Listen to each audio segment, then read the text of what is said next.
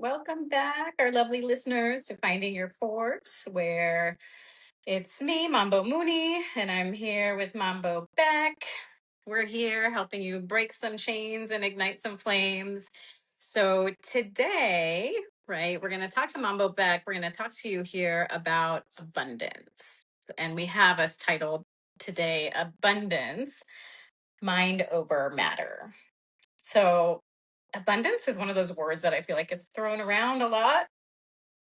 Just a little bit. Abundance, love is In abundance. abundance, thrown around in You abundance. know, it's kind of a little new agey. It's a beautiful word, and so I'm really excited to hear let's like from you. What's abundance? Like starting there. What's abundance? So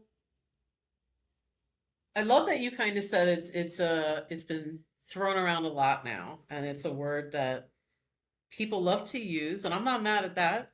Um, I think it's great to focus on appreciation of excess. And so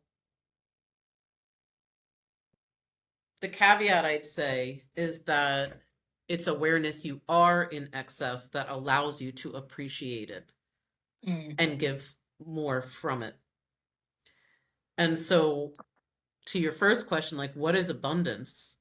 Abundance is anything more than exactly what you need. You are in abundance.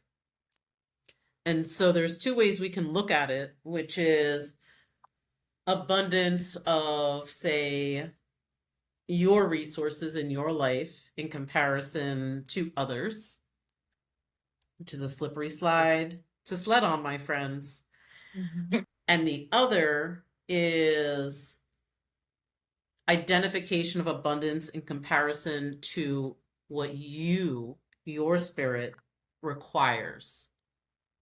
And that's where I stay focused. But many stay on the larger spectrum of this is what I have, this is what everyone else has. And that's how I'm determining, am I in abundance? Now, the reason that's a slippery slope is because the only things you're able to quantify that way are material things. That's it. Money, possessions, what that money bought for possessions, details that you might know, like you've got 4 weeks of PTO and I only have two. Or, you've got 4 cars and I have one. You've got 5 bedrooms, 3 bathrooms. I have a 1-in-1 apartment. And so we can look at things that way. And the reason it's a slippery slide to sled on, and it will leave you right at that not so stable, shouldn't be walked on ice covered pond, which you will fall in, is that's a moving target. And it's never based on you, it's actually based on everybody else. And so when we shift that perspective, and we think back to what is abundance, this is something where I'd say, what could you be abundant in? And most people, not all, but most are going to start listing, again, your more material, your tangible. And many forget, and this is why they cannot appreciate the abundance they're in, and why you might not be able to appreciate the abundance you're in. And that's okay. That's why we're here. Is awareness of what are the things that could be of abundance. You could be your mobility, meaning your true ability in your body to move. Maybe you're in abundance of that because not only can you like walk, but you can run, you can leap, you can whatever. Are those things needed? If they're not needed, you're in an abundance of motion, my friend. Maybe you're in an abundance of health. You never get a cold. You have no allergies. Hay fever, I feel bad for you, but I can't relate, right? Now, is a cold going to take you down? Well, unless you have, a significant other underlying medical conditions. No, it's not. And that means you're all right. And so it's not needed, right? You're still actually in abundance. So not having any of those things, you're in absolute abundance of health. It could be resource, but maybe don't think about money, right? Resource meaning I need some help. I've got 5 people I could call to come over here and assist me. You're in abundance of support because you only need one, if that. Maybe you could actually do it yourself. That's abundance. And so this is about understanding and being able to begin identifying, what do you need? What do you, wonderful listener, what does your spirit require to be at base level? Like, I feel okay, I feel good, and I'm able to not stagnate. Because stagnation is stillness, and stillness, there's only one way it goes, and that's it goes down, right? So that becomes the opposite. Mm-hmm. So you have what you need to keep growing because life is growth. I'm not talking about the speed of growth. I'm just talking about the ability to grow. You have it. It's present. If you have that, your needs are met. So when we're thinking in only relation to what do I need to be a whole being, my needs are met. So everything past that, I'm in abundance versus what everyone else has and what I have. That's not about abundance. That's about scarcity. That's about a mental model of what I don't have versus appreciating what you do have.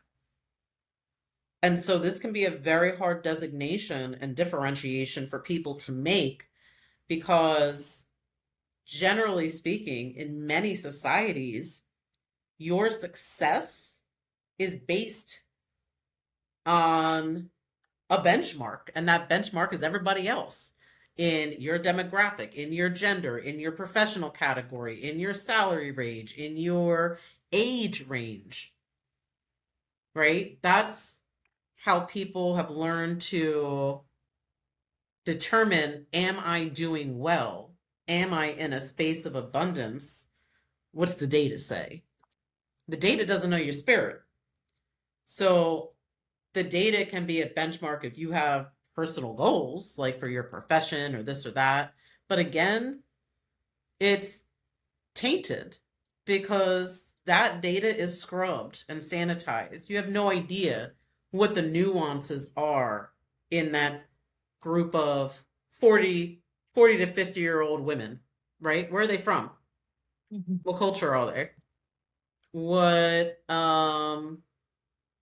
what's it called? What like bracket are they in wealth, right? Mm-hmm. It's so general, it's meaningless.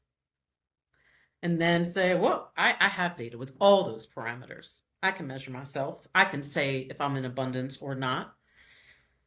And remember, most people translate abundance to success. And that's another slippery hill to sled down. Mm-hmm. And we'll talk about what real success is in a different podcast.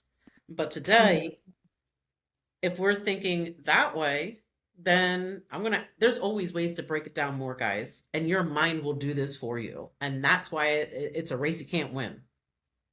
Okay, so now I know where they're from, their geography. I know what their tax bracket is. I know what their culture is. I know how many kids they have. I know if they're married, not married. Okay, what was their home environment like? What level of school did they go to? Right? We can go forever. So comparing yourself to a group of something else it's not beneficial. It will put additional weight on you and it will put further filters and blinders on you in being able to see where you yourself are actually in abundance versus what you are in scarcity of, perceived, Mm-hmm. not actual. Because again, that comparison game, if you're not living their life, why are you so worried about it? That's what I would ask. Mm-hmm. Mm-hmm. That's Because huge. unless they're giving you their car, why does it matter how many cars they have? You're not driving it, right? Now, if they're giving you your car, I'm going to be your friend too, and we're going to go shopping, and that's great. But until such day, It doesn't matter. And so abundance is everything your spirit needs plus. So that looks different for everybody because everybody has their own spirit. Some people need more space in their living area because maybe they got a wild spirit in their spiritual court that craves space. I have one, and let me tell you, I didn't always have space. However, what I did try to do was no matter how small that space was when I was younger, I would try to find something that had a lot of windows that I could afford so that I could feel at least like it was a little bit open. Try to find a way to make that meet what my spirit needed without repressing it. Because again, if it's not what you need so that you can grow, you will stagnate and then you will suffer. Because all aspects of you need to be served. They need to be met to be at your baseline to get into that space of abundance. Mm-hmm. So when we're looking at that, part of that, that's a journey. It's very difficult to know what your spirit needs because until you start this work and until you really start taking in some self-stock and begin a journey with, I would always say a spiritual journey because you're meeting your own spirit, right? Sometimes for the first time, and I'll tell you why in a minute. That's where someone like myself or Mambo Mooney, we're trained in this. Not only are we trained in it, we've gone through it. We ourselves did not know our own spirit until we went on our journey to heal, to become whole, to shift our mind frame and to understand what abundance is. And therefore understand what we as our own individual spirits needed to be able to leap into that space. Now, the reason I say it's going to be hard for you all to figure it out by yourselves without assistance from someone who's trained like ourselves is because almost everything, not everything, but almost everything you know about yourself has been told to you. You're great at that, are you? Maybe you have a mom who just thinks you're great at everything. I mean, there's nothing wrong with that. That's amazing. And you're feeling fantastic, right? But are you great at it? You're like, I am. I am great at this. And now you've got a self-identifier. I am great at this. This is me. And you've assigned that and taken that on as a piece of who you are.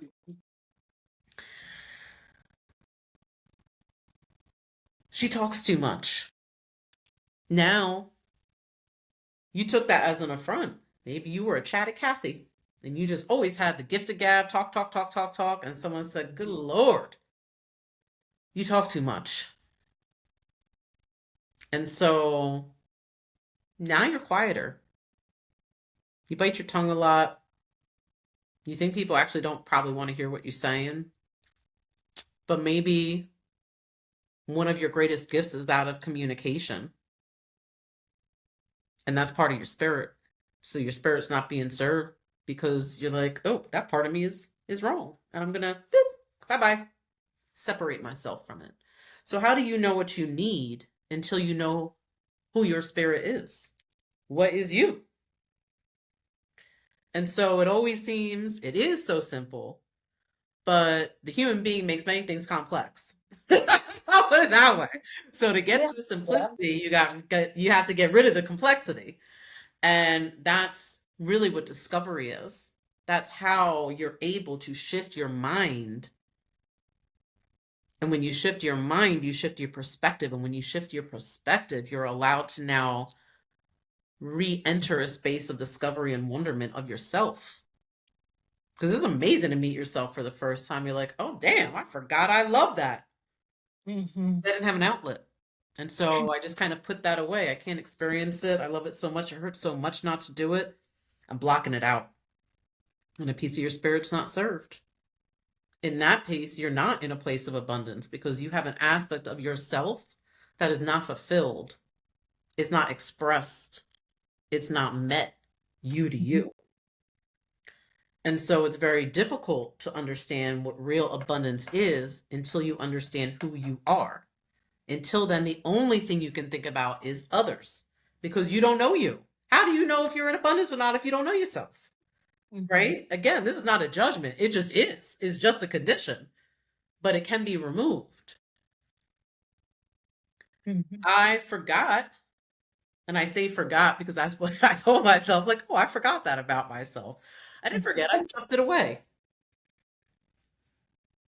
I forgot for a lot of years that I loved to host, that I love bringing people together in a space of community. Mhm. Why? Because I went through some crazy ass trauma many years ago that took that ability to have that enjoyment away. I became so fiercely defensive of my space. I didn't want anyone in there. Friend, foe, I don't care. You're not coming in. And so I was hurting. I didn't even realize I was hurting from that separation I myself created. Right? I forgot my spirit needed that. I forgot it for so long that when I started healing that part of myself and it was allowed to express itself again, I gave it a place for it to thrive. Now I'm like, come over, let's go. Let's have people. I got food. Let's have drinks. Let's dance, whatever. And I love it. I enjoy it so much. It's like my jam. Mhm. And now I'm in a space of abundance because not only do I have the ability to do it, I have a place to do it as frequently as I would like, as large or small as I would like. I have more than I need. And my spirit grows and flourishes from that piece of me. And so abundance really is perspective, which is of the mind, but the mind needs to be erased from all the shit that it thinks abundance can be so that you can take away all those perspectives, thoughts, experiences that shut off pieces of you. There are plenty that brought forward pieces of you. So we're not saying just get rid of everything, right? But to really know yourself, to meet yourself, you have to release the pieces that you blocked off. Until then, you truly can't be in abundance because you don't know what your spirit needs. And if you don't know what your spirit needs, it's a rare scenario. I'm not going to say it's impossible, but I personally have not seen it to where all those things will be met regardless. So that is a starter of how to start looking at abundance, what to think about when we're thinking about being in a space of abundance. It's not about manifestation. It's not about, I have all these things. Because again, success and perspectives of what that is, that's a separate space. And we'll talk about that in another podcast. But abundance, the only way to achieve that is here. This is what sets the tone, what my spirit needs, mind, emotions, matter, flowing of intuition, of emotion. That's where abundance is able to spring from. Mhm. 1,000%. And two key things that like really I'm sitting here with. Well, there's a lot, but just that defining the defining abundance and inviting that whole perspective shift of Mhm. what it means, and the way you mentioned that so much of what people have become wired to believe is actually deficiency based. It's the opposite. Huge, right? It's a foundational perspective shift that you're talking about here, um, which I think is such a key, right? And then the other piece, you answered the very question that coming into this topic I had kind of resting here, which is maybe not so much a question, but an observation, reflection of like a lot of times, I know this was the case for me. I think it's the case for a lot of people that we work with, where it's hard to tap into abundance. You can't force gratitude, Nope. right? I think No, you can't. everyone knows this. Everyone knows this and maybe has tried it. If I go to my altar every day and I pray for all the things I'm grateful Uh-huh. about, then maybe I'll feel better. But you hit the Mhm. nail on the head in a very kind of open way of like, there is this space here. There's a certain level of healing and collection of oneself, one's Yeah. spirit that Has to happen. There's no method, there's no recipe, there's no equation for how full or healed you have to be here for like essentially abundance to kind of crack open, is kind of Yeah, what I was getting. Like it's almost like a current that cracks you open. And like if I absolutely. look back on my journey, I'm wondering if you feel something similar. Like I can't tell you when abundance came in, when it came knocking on my heart, where I started looking at even things that I thought were barriers in my life as gifts. It just kind of floated in. It wasn't me telling myself to be grateful. It just kind of like cracked. And I think that's such an important piece you brought in. It was the question I'm holding for maybe listeners who are sitting there, like maybe there's a resistance to this, or maybe there's a pain that some of our listeners might be feeling around like, why can't I feel this? Why can't I Yeah. tap into it? And I think you addressed that really beautifully. You just There's gave a me process. goosebumps when you were talking about like, I don't know when it hit. I don't know when it hit Mhm. either. I just know, and you're right, it's a very hard feeling to describe. You know it when you feel it. And I know Mhm. that's not helpful for many of you. I'm sorry. I know. But Yeah. it is something where you can say, I'm grateful for this. And in your mind, you mean it. You mean it, right? In your heart, you may think you hold that, but you will know you hold that when you really do.